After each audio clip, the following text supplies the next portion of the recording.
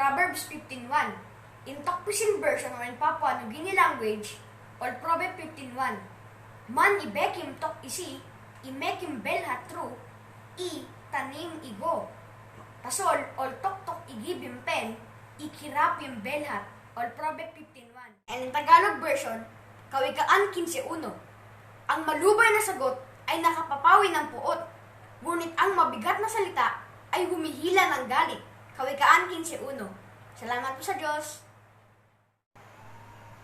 Proverbs 15:1 in King James Version. A soft answer turneth away wrath, but grievous words stir up anger. Proverbs 15:1. Thanks be to God po.